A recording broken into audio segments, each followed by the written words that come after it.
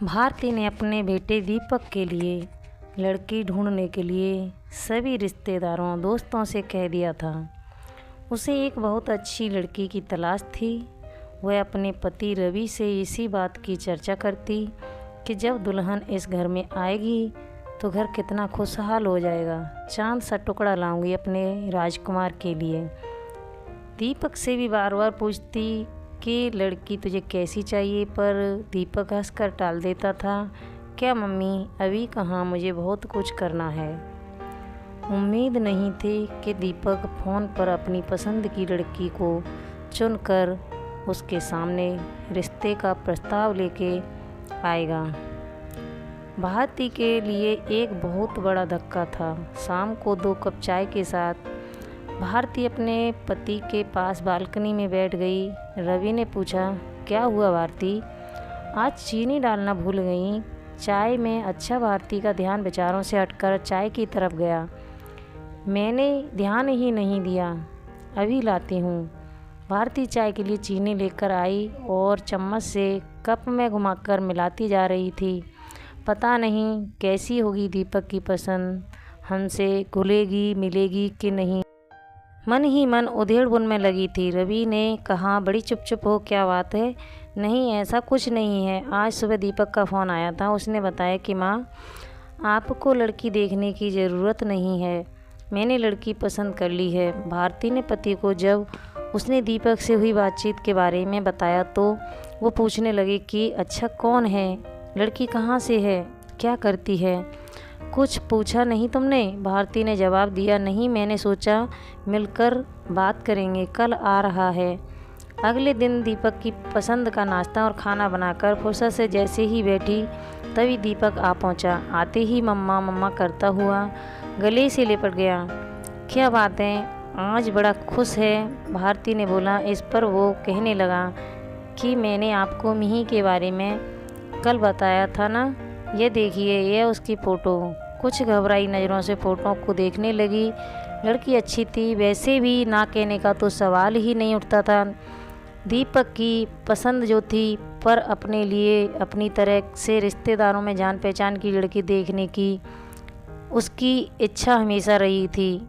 रवि ने भारती को इस बात के लिए पहले ही समझा दिया था कि दीपक को ही ज़िंदगी बितानी है, दीपक की पसंद ही माननी चाहिए। एक तरह से भारती भी अपने मन को समझा चुकी थी और अपने बेटे की खुशी में खुश रहना चाहती थी। कैसी है मम्मा? दीपक ने उत्सुकता से पूछा। प्यारी है, कहाँ रहती है, क्या करती है? भारती ने जवाब देते हुए उससे कई सारे सवाल कर डाले। माँ, मेरी कंपनी के पास एक कंपनी है, उसमें जॉब करती है। उसके घर में उसके मम्मी पापा और एक छोटा भाई है। आपसे मिलवाना चाहता हूँ। नहीं बेटा, तुमने पसंद कर ली तो हमने पसंद कर ली, उसके पापा ने कहा। उसके मम्मी पापा बात कर लें, फिर इस रिश्ते को आगे बढ़ाएंगे। दीपक ने यह सुनकर बहुत खुश हुआ और मिही के मम्मी पापा का नंबर तुरंत अपने मम्मी पापा को दे दिया। कुछ दिन बाद दोनों का रिश्ता पक्का कर दिया। मिही सांवले रंग रूप की थी। हाँ, आंखें ज़रूर बड़ी थीं, लेकिन उसे देखकर भारती को लगा कि मैं तो इससे अच्छी ढूंढ कर लाती। गोरी चिट्टी, पर मन महसूस कर रह गई। सगाई धूमधाम से हुई, शादी भी हो गई, पर भारती को चिंता थी कि कोई मेहमान बहू के सांवले रंग पर ना कुछ बोल दे। लेकिन उसने देखा मिही के चेहरे पर एक मुस्कान रहती थी। दुल्हन थी मिही, पर फिर भी सबका ध्यान रख रही थी। आपने पानी लिया, कुछ खाया, सब रिश्तेदार तारीफ करते नहीं थक रहे थे। पर मिही ज़्यादा बोलती नहीं थी, शायद उसकी आदत ही ऐसी थी। कम बोलना। भारती को मिही से ज़्यादा बातें करने का समय नहीं मिला। पहले मेहमान रहे, फिर वह हनीमून पर चले गए। वहाँ से लौटे तो दोनों की छुट्टियाँ ख़त्म हो गई थीं और दोनों दिल्ली लौट गए। दीपक ने 2 कमरे का एक मकान किराए पर लिया हुआ था। मिही और वह दोनों साथ ही निकलते थे। दोनों की कंपनी पास पास थी। फ़ोन पर थोड़ी बात हो जाती थी, क्योंकि भारती को हमेशा रवि से मिही की ही बात करनी होती थी। वह हमेशा कहती, मिही शायद हमें पसंद नहीं करती। भारती को शिकायत होती थी कि वे दोनों घर नहीं आते। इस पर उसके पति रवि उसे समझा देते कि उनको छुट्टी नहीं मिल रही होगी, अभी शादी पर ली तो थी कितनी सारी छुट्टी। पर भारती के मन में एक डर था, बिना जान पहचान शादी हुई है। मिही के कम बोलने की आदत की वजह से भारती और मिही होने के बावजूद भी एक दूसरे को ज़्यादा करीब से नहीं जान पाए थे। एक दिन दीपक ने फ़ोन किया और कहा, आप और पापा कुछ दिन के लिए आ जाओ, हम दोनों को छुट्टी नहीं मिल रही है, लेकिन आप लोग यहाँ आ जाइए, साथ मिलकर रहेंगे। भारती ने बहुत आनाकानी करते हुए मना किया, नहीं अभी नहीं, फिर कभी। लेकिन दीपक मानने को तैयार नहीं था। अच्छा, तेरे पापा से पूछकर बताऊंगी। रवि के हाँ कहने पर भारती की खुशी बढ़ गई और उसने एक लिस्ट तैयार कर ली थी कि क्या क्या रवि के साथ बाज़ार से जाकर दीपक की पसंद का लेगी। मिही की भी खाने पीने की पसंद उसे पता चल चुकी थी, इसलिए उसने लड्डू, पंजीरी और घर का भी काफ़ी सामान बना लिया था और बाज़ार से भी उनके लिए शर्ट और सूट खरीद लाई थी।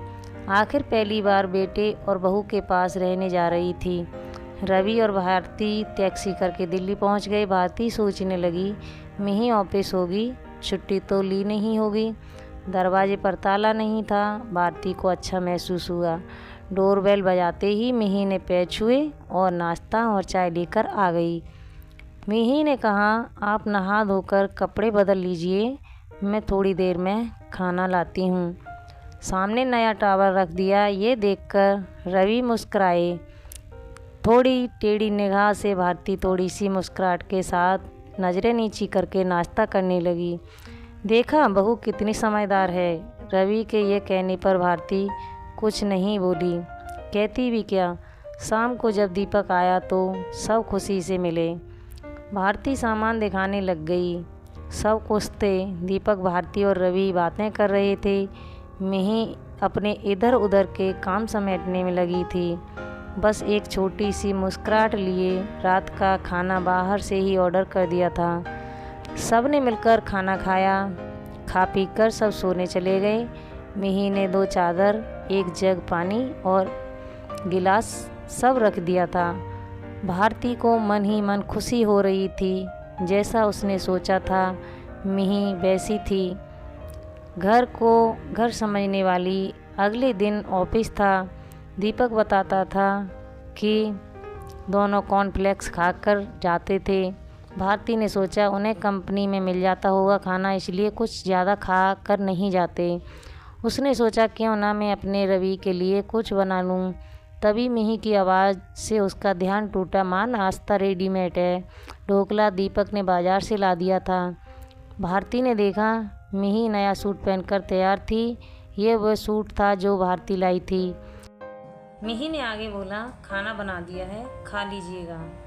अपने दिए सूट में मिही को देखकर भारती को खुशी महसूस हुई कि मिही ने दिए का मान रखा।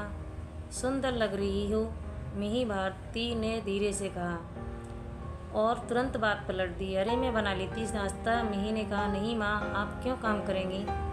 अच्छा चलते हैं कहकर गले लगकर ऑफिस के लिए निकल गई।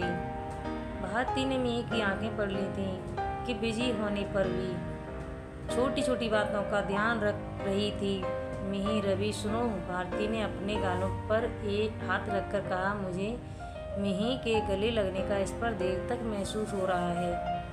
आज बेटी होती तो ऐसी ही गले लगती। रवि ने भी अखबार पढ़ते पढ़ते भावुक दिल से कहा, हाँ, लेकिन अगले दिन रवि ने भारती कहने लगी, क्या फ़ायदा आने का, दोनों को छुट्टी भी नहीं है और टाइम भी नहीं बिता पाते हमारे साथ। रवि ने भी हाँ में हाँ मिला दी। भारती कहने लगी कि 1-2 दिन में हम चले जाएंगे। अगले दिन मिही सुबह ही नाश्ता बनाने में लग गई। भारती ने मिही से कहा, तुम तैयार हो जाओ, मैं कर लूँगी। नहीं माँ, आज शुक्रवार है, हम दोनों ने छुट्टी ली है और शनिवार इतवार की तो छुट्टी होती ही है।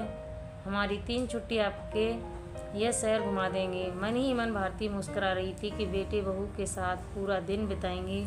चारों घूमने निकल गए। जहाँ भी संभल कर चलना होता मिही तुरंत भारती का हाथ पकड़ लेती। 3 दिन पता ही नहीं चले। अगले दिन भारती सुबह ही उठकर रसोई में आ गई। मिही तुरंत बोली, मम्मी जी कुछ चाहिए नहीं?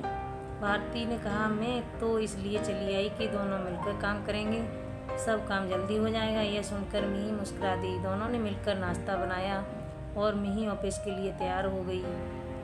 दीपक और मिही चले गए।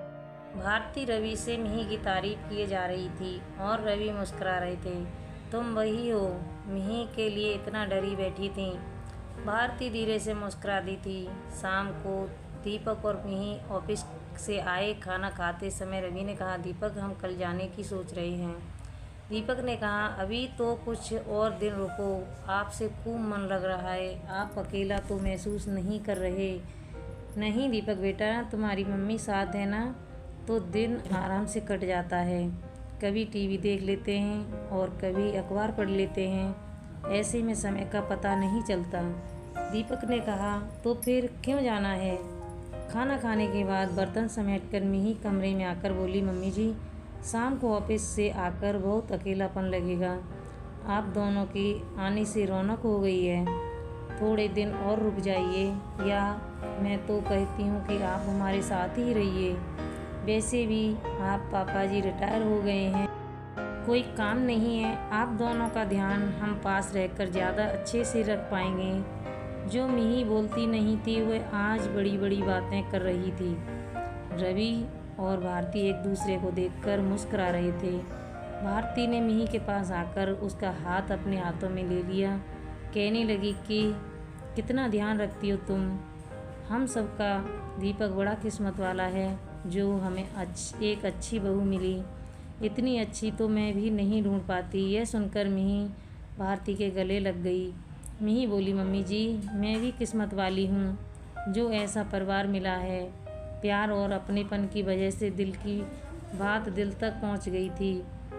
आजकल दोनों के रिश्तों में बदलाव आया है। समझदारी और प्यार से रिश्ते मजबूत होते हैं। तो दोस्तों, वीडियो अच्छी लगी हो तो लाइक एंड सब्सक्राइब ज़रूर कर देना, ताकि ऐसी ही अच्छी अच्छी वीडियो मैं आगे के लिए लेकर के आऊँ। तो जय श्री राधे।